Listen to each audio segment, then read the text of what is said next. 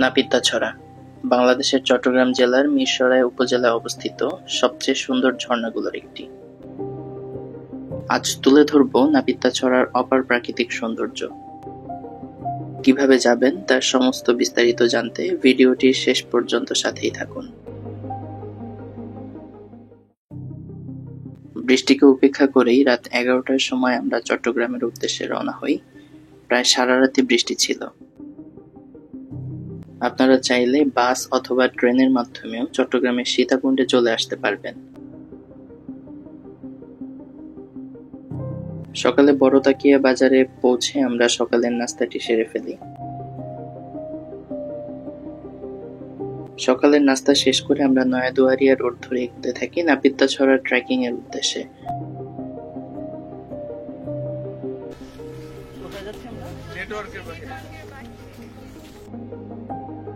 সারা রাত বৃষ্টি হওয়ার কারণে রাস্তাঘাট ভালোই কর্দমাক্ত ছিল।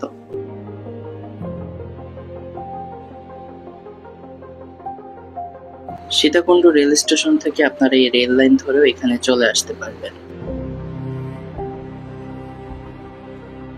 ইসরাত হোটেলে আমাদের প্রয়োজনীয় যেসব জিনিসপত্র রয়েছে সেগুলো রেখে যাই এবং ট্রেকিং এর জন্য যা যা প্রয়োজন সেগুলো আমরা পড়তে থাকি।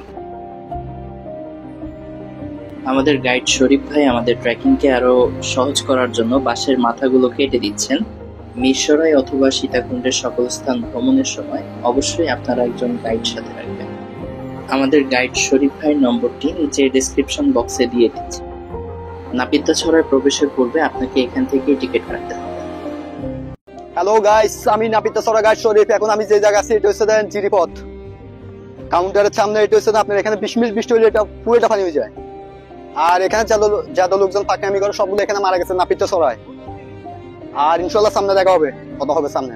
অতিরিক্ত বর্ষায় এই জায়গাগুলো অনেক ভয়ঙ্কর রূপ ধারণ করে, তাই অবশ্যই আসার পূর্বে যোগাযোগ করে আসবেন।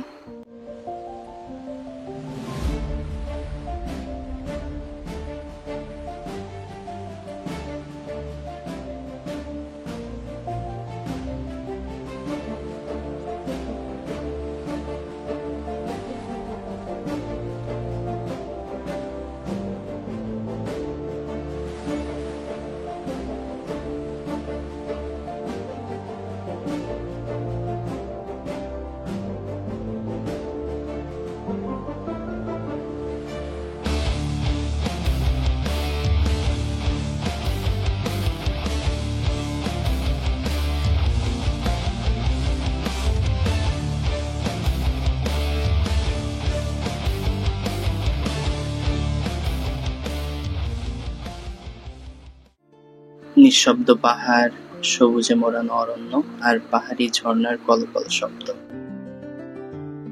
প্রকৃতির এই রূপ সত্যি হৃদয় ছুঁয়ে যায়। এই সৌন্দর্য কেবল চোখে দেখার নয়, মন দিয়ে অনুভব করার। প্রকৃতি আমাদের প্রশান্তি দেয়, শিক্ষা দেয় ধৈর্য, আর মহান আল্লাহ তাআলার অপার কীর্তির কথা মনে করিয়ে দেয়। এই পথ চলা যেন প্রকৃতির কোলে ফিরে যাওয়ার ছোট্ট মুহূর্ত।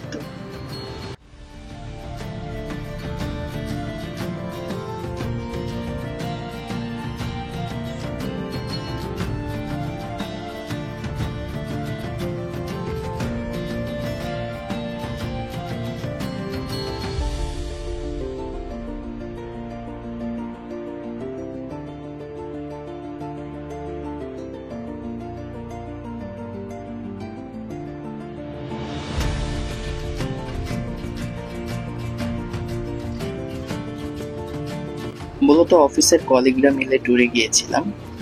এখানে অনেকেই আমরা প্রথমবার ট্রেকিং করছি, তাই আমাদের গাইড ও মাইন ভাই পূর্বের অভিজ্ঞতা থেকে আমাদের দিক নির্দেশনা দিয়েছিলেন।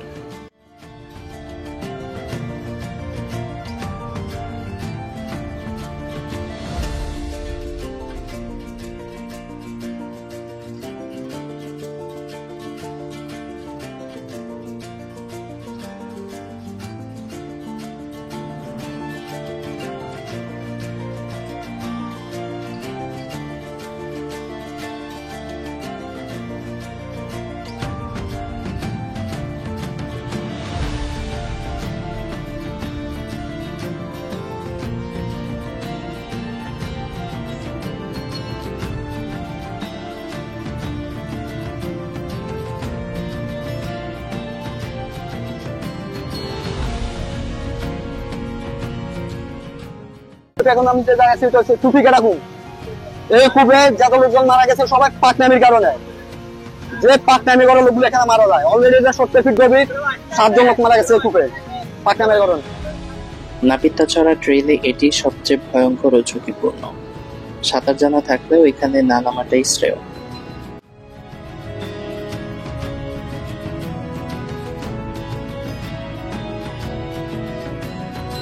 কুপিকাটা কূপের পাশ দিয়ে আমরা আবার পাহাড় ট্রেকিং শুরু করি।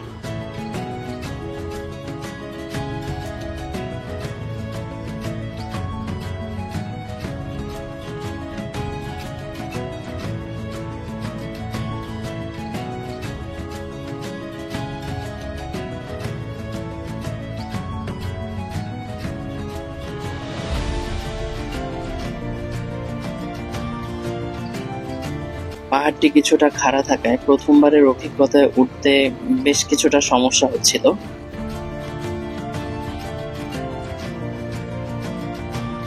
উপরে ওঠার পর আপনারা এখানে কিছুক্ষণ বিশ্রাম নিতে পারবেন এবং সেই সাথে উপভোগ করতে পারবেন পাহাড়ের অপার সৌন্দর্য।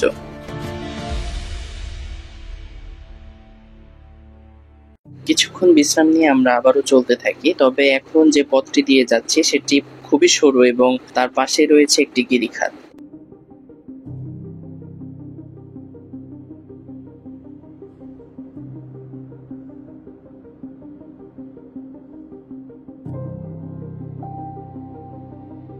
চলার সময় বাম পাশে যে রাস্তাটি দেখতে পারবেন সেটি সরাসরি গিয়েছে বান্দরের খুমে।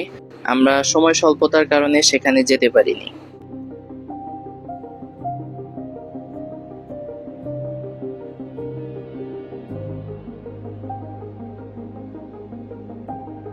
পাহাড়ের বুকে ঝরে পড়া জলরাশি, চারপাশে সবুজের হাতছানি, প্রকৃতির এক মোহনীয় ছোঁয়া। এই ঝর্ণার ধারেই হারিয়ে যায় সব ক্লান্তি, মন ভরে যায় প্রশান্তিতে।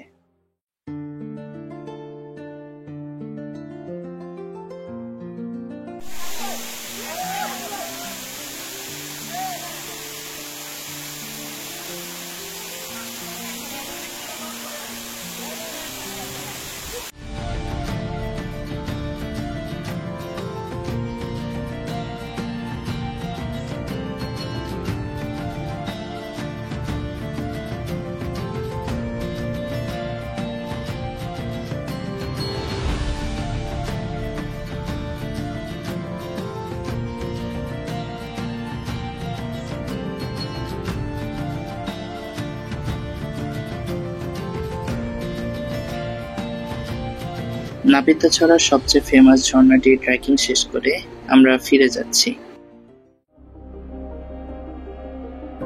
ভিডিওটি ভালো লাগলে লাইক করবেন, কমেন্ট করে আপনার মতামতটি জানাবেন এবং সাবস্ক্রাইব করে আমাদের পাশে থাকবেন।